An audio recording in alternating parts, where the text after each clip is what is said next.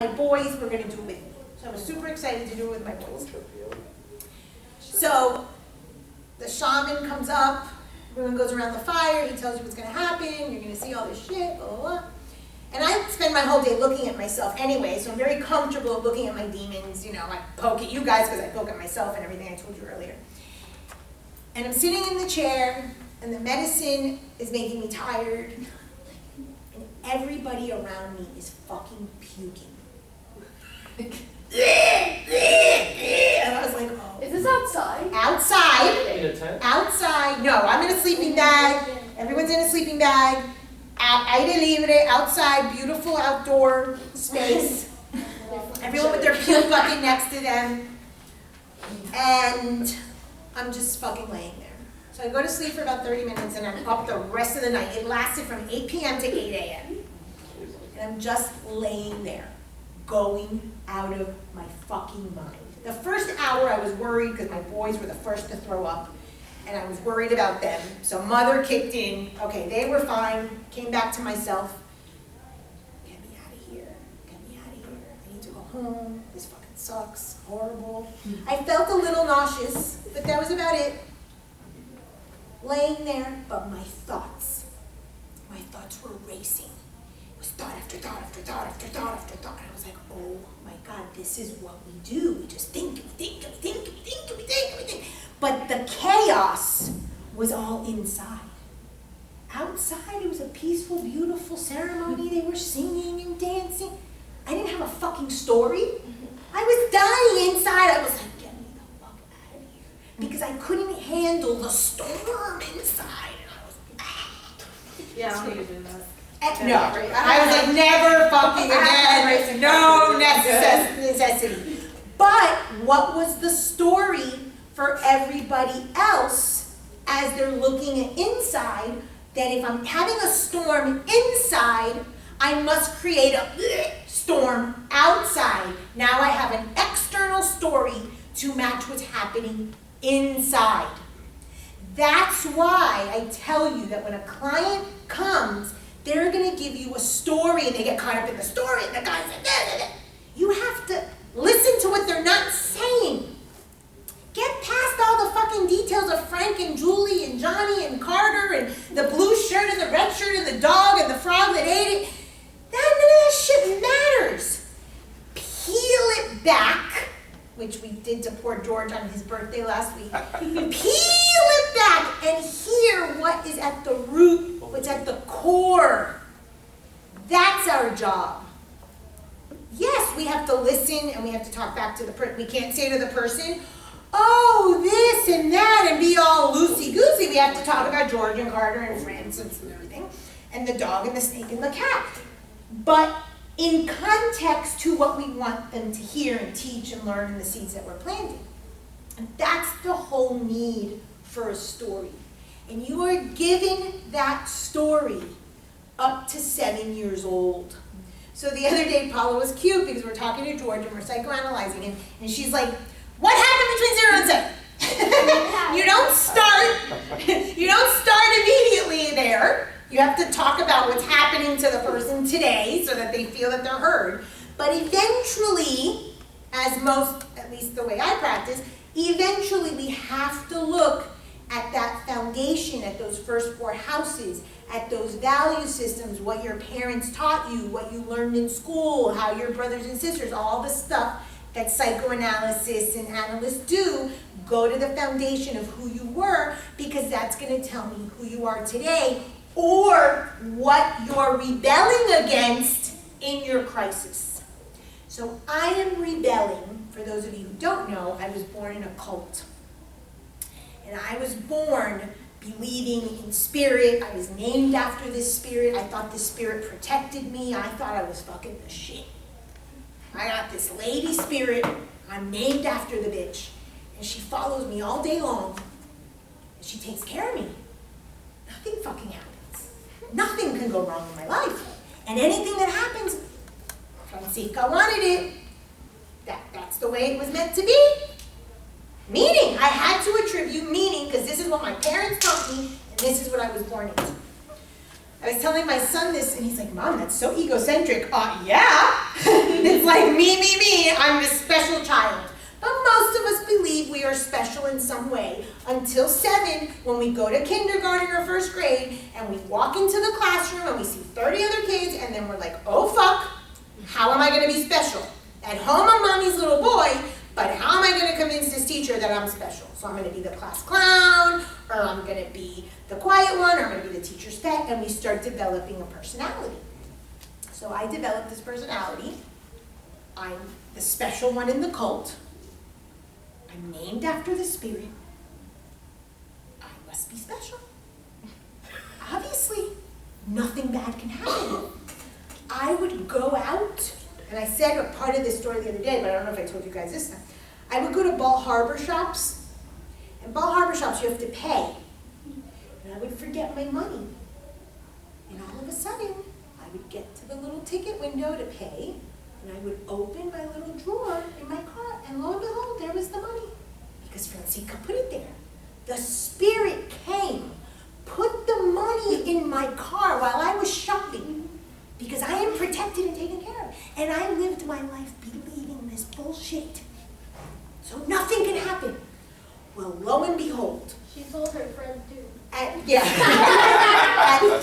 years old, that woman that led the cult tells me I must marry somebody. I don't want to marry this man. I don't like this person. I do not want to be with him. I had a boyfriend. I don't want to marry a man that's 15 years older. That is not what I want. I fight, but lo and behold, I get married. I get pregnant first, because of course I needed a story, because if not Frances herself wouldn't have probably just gotten married because I was told. So my story, I had to get pregnant first, so then of course I had to follow my parents' values and get married. Every day of that marriage, 3 very long fucking years, I would say to myself, the spirit can't be wrong. The spirit can't be wrong. My life is great. And I have this spirit that takes care of me, that I'm named after, that I'm the chosen one. This must be right. So, it wasn't, obviously. And it took 3 years almost before I finally checked in with myself. That was my first existential crisis. And said, this isn't for me. And I left him. And then a slew of bad shit happened to me, including losing custody of my children. I had 50% in terms of visitation, but I lost custody. Because I had to make the story so big, to make it so worth not believing this spirit, that it must be my fault. I must have done something, because the spirit is never wrong, because that's what my parents taught me. Fast forward now. 18 years later, I am in full-blown existential crisis. I don't know what the fuck I believe at all. At all. I have no clue, because the foundation of my life is a spiritual foundation. I'm a spiritual healer, and I see people spiritually, and I help people work through spiritual things. And here I am at a spiritual crisis. The foundation of what is happening, every single thing I believe is being questioned. So the story on the outside has to be so monumental because I don't understand anything. So now I have been putting these metaphorical buckets. This is what my parents believe, this is what they taught me, and this is my new beliefs. So I've been questioning everything. Well, I believe in energy, and I believe that there's a source. Call it God, call it a higher power, I don't care what you call it.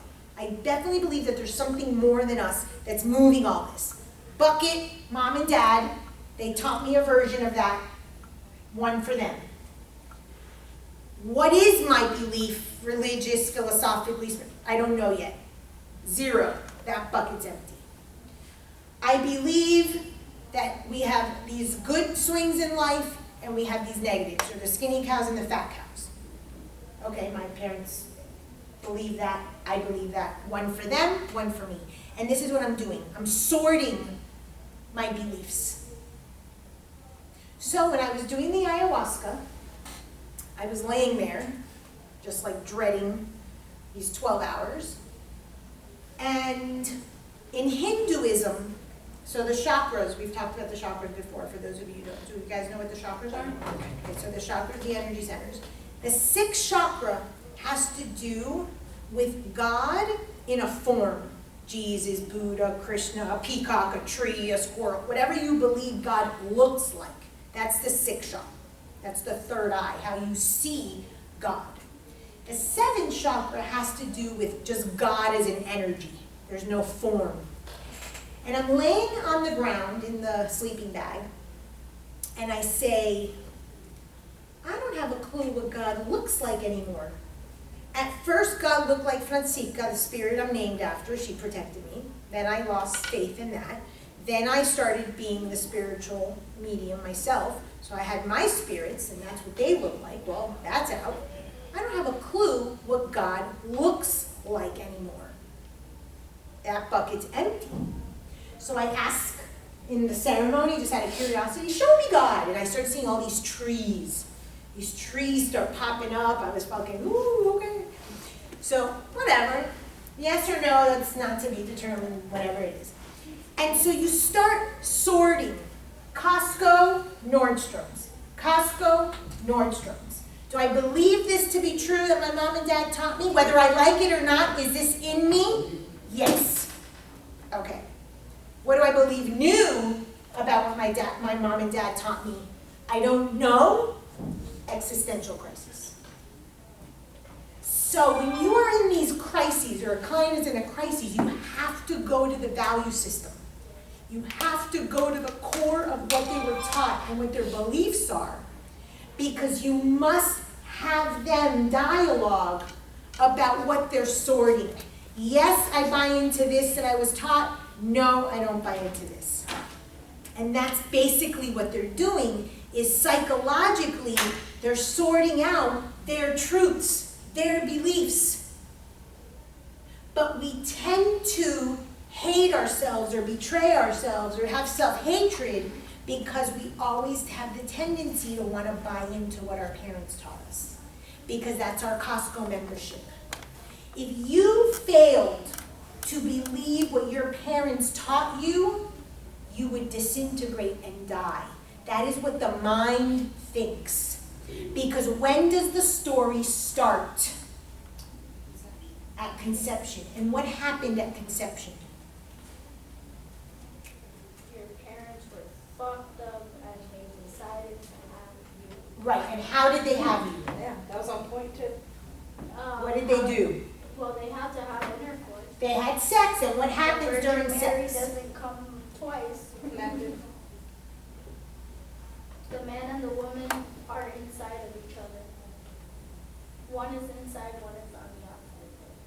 So the little sperm finds the egg, and it becomes you. If you stop believing what your mom taught you, the values of your mom, what happens? You're no longer you. You can't exist. I would say the egg kind of disappears. You can't exist. So you must, psychologically, this is the subconscious. What is the part of the brain that is the reptilian brain? What is it responsible for? The fighter. The fight or flight survival. This is fight or flight survival. I must survive. Your job is to survive. Charles Darwin, thing of the fittest. What's this called? Oh, Natural, yeah, but the fittest. the Survival of the fittest. If I don't believe what my mom and dad believed at the moment they conceived me, I will die. That is what we think. So we join the Costco membership thinking that that's going to keep us alive. That's why we can't lose our basic value system. What our parents taught us, we cannot throw it away and start new, because our parents are the foundation. And if we don't have the egg and the sperm, we will fucking disintegrate. So who the hell am I? Who the hell are you? Who the hell are you to say, sorry, Mom and Dad, I don't believe it. Crumple it up and throw it. So we must do a sorting. Okay, I believe a little bit of this. I'm going to find new values around this. I'm going to believe a little bit of Mom. I'm going to believe a little bit of Dad. But this I'm going to do different. That's what Prince was doing with that song. He was recognizing that he was like his parents, but yet he wanted to find his own way, just like all of us. Because we think that we will die. That is why it is an existential crisis. And this planet is Pluto, and he rules death. When you or your client is having an existential crisis, they are dying. Metaphorically, they are dying. I have a friend who is going through this now, and I said, you are dying, just die. When I was in the sleeping bag, it started raining. So I zipped up the sleeping bag, I got the fucking rain, the mosquitoes, the vomiting, people. I needed to get the hell home. I was lying there, and I'm like, I'm fucking dying. I felt like I was buried alive, stuck there, because I am in an existential crisis, so I was living it out, the story matched up, and I was just laying there in that fucking heat. I was gonna say The ironic. bugs. Very ironic, it's not coincidental. It's not coincidental. I have to create the story to match what's going on inside. Just like my girlfriend. And she will say, Frances, I'm dying. I'm like, yes, you are dying, just die. Because what we're trying to do is go to the core, that's why it's conception, and say, egg and sperm, I don't really want that egg and sperm. I don't believe what Mom and Dad gave me 100%. So, there's a little part of you that dies so that you can fill in with your own values and your own beliefs. Just a little bit. The rest has to remain Mom and Dad, because if not, you will physically die. I can't go back and take away the egg and the sperm and separate you because you wouldn't be here. So, when I was going through one of my major crises, I had to really, really look at what I was not forgiving myself for. Usually when we're in an existential crisis, and the reason we must die, it is the same process of the cocoon, the caterpillar, to the butterfly. That's what Pluto is. That's what an existential crisis is. The client is in the cocoon. Who's in the cocoon with the caterpillar? No one. No food, no relatives, no music, no YouTube, nothing. That's what you feel like. You're dying, but you're going to emerge a butterfly. So when I was going through a big part of my crisis, what was I saying?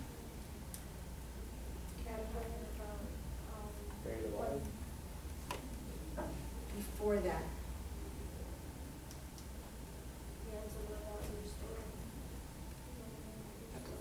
Oh, I was like, what do I hate about myself? Why would you kill a part of Mom or Dad, a part of who you are? What purpose does it serve to kill a part of you? Why chop off your arm? Why stop being manipulative? Why not drink anymore? What purpose psychologically does it serve for somebody to kill off a part of themselves? If this is a death, change, because it's the only way. Einstein said it. You can't create with the same level of consciousness a new solution. He said it in a different way, but that's the idea. You cannot. If you're going to create something new, it must be at a different level of consciousness or a new vibration. That's what these musical notes are for. That's what's called the law of octaves. Okay, we must play the piano, for instance, do, re, mi, fa, sol, la, ti, do, re, mi, fa, sol, la, ti. You have to change, same note, do, but on a piano, very different. Same thing in us. We must kill some something in us leave that caterpillar to become the butterfly if we want change. So we're going to stay a portion of our parents, part of the bucket, but we're going to emerge new. So I was like, why do I hate myself? Why am I so angry at myself? What is the problem that I'm having? And I was upset, as most everybody in the world, and learn this because this is what your clients will mainly come for, are upset with a decision that they made, a choice. Choice is inevitable. Every single moment you are making a choice. And therefore there is a consequence. Consequences are not necessarily good or bad, they just are. You make a choice, there's a consequence. Meaning that the moment you made a choice, you stopped making a different choice. You can't change that. My daughter last night, I don't want consequences. Oh, well, sorry, it doesn't work that way. Every single choice has a consequence. Don't we wish? So, you have to bring the client and yourself to question, this is all during crisis, what choice did they make that they are beating themselves up for? Choosing the wrong mother of the child? Yes. I know, because that was why I went into crisis. And so I was like, oh fuck, I picked the wrong man to be the father of my kids. And therefore I should lose custody because I am not worthy. Therefore I should chop off my breast and not be a woman because I am not worthy. What kind of mother chooses this ogre? Think of, this is all psychologically, this is after the fact that I've analyzed it to death and understand. But that's what I did. So like George, I chose the wrong parent to parent those kids. What happens if I kill that person?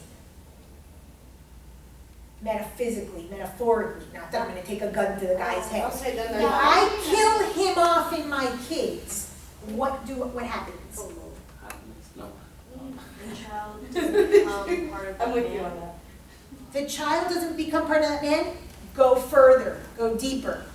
His traits and his personality that they might get is killed because you killed them. Therefore, what happens to my kids? They're not who they're meant to be. Deeper. If the father of my children ceases to be the father of my children, if I, You wouldn't Those have kids to- are Supermom, You would not erase the sperm, The kids are no children. There's no children. there's no kids, my kids cease to exist. They die. Unless you're the There's no sperm donor. If I, like you, if your wife, the mother of your child, ceases to exist, if you in your mind kill her off, your child does not exist. And I had to get to that realization and say, oh my God, I have no choice but to accept that I made that choice and that they are 50%, according to my theory, 50% good and bad buckets, him.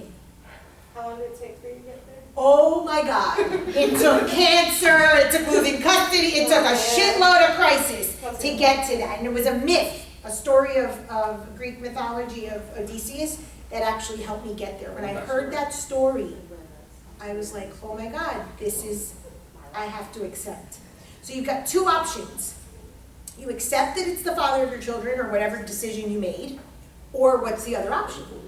Live in denial. You keep fucking killing yourself. I keep getting cancer over and over again. I next time get liver cancer. Maybe I go broke. Maybe I'm homeless. But punish. You either keep punishing the fuck out of yourself for that decision, whatever the decision you or your client made, which hopefully you get them out of beating themselves up, or you help the person get to a point of acceptance. Alcohol is good. What? No, alcohol is good. Okay, so alcohol is your coping mechanism. It's not going to go away, but alcohol goes to delusion, Neptune, and it makes me not see the problem. So what I'm does going to pretend for 5 minutes a day the problem doesn't exist. So what does weed go to then? or weed, or cocaine, or sex, or workaholic, whatever it is, and that's why we have addictions. Because if we don't have addictions or good coping skills, because some people do have good coping skills, then we will actually have to look at our beliefs and how we betrayed ourselves, the poor choices we made, and oh my God, fuck me, I'm a piece of shit, let me just die. I think So I must die, because in that metaphorical death, I could forgive myself, because everyone forgives and muerto. That's true. Everyone forgives and muerto. Oh, he was such a good guy. No, he fucking wasn't.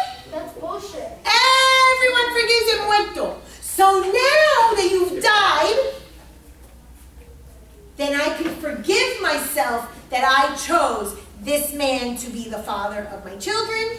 I can love my children even though when I look at them and 50% of the time I'm like, oh fuck, you are your father, but I love you anyway. I'm forced to love him as a result because he's 50% of my kids, so the hatred turned to love because I want to love my kids 100%, accept them fully. Now I can stop hating myself. Now I can become the butterfly. But you must have a death. And in that cocoon, you must look at your values, your beliefs. That's why people seek therapy during those times of crisis and chaos, and not when they're in the fat cows and everything's going great. Because no one's looking at their fucking value system when things are going great. They got the girl, they got the money, they got whatever. I'm doing great. What do I need to look at myself for? Things are wonderful. And then all of a sudden, death. Saturn, every 7 years, that's another class, we have to look at our shit. But Serious. this, no, it's very true. I gotta do this does not come around. Most people don't get but one Pluto transit, major, dark night of the soul, existential crisis, maybe two. This is my second, not fun. They usually tie into one another, but this is much more mild than this. But this happens every 7 years. And I love to tell you that Libras right now are going through that. Thank you. So, Libras are what? going through a Saturn. So, but we're not talking Saturn today, we're talking Pluto. So it brings me back to the story. If you understand the story, you will understand what is happening. And if you really listen to a client, you can say, oh, they're telling me about Carlos and Juan and Jose, but really they're telling me this story. So I'm going to share, and most of you know these two stories because I've shared them before, but I'm going to share them with you so that you can hear the characters in Greek mythology. There's other mythologies. So Pluto, also known as Hades, is the god of the underworld. He lives down there. I highly, highly recommend that everybody see the Disney version of Hercules. He plays amazing, it's an amazing rendition of Pluto.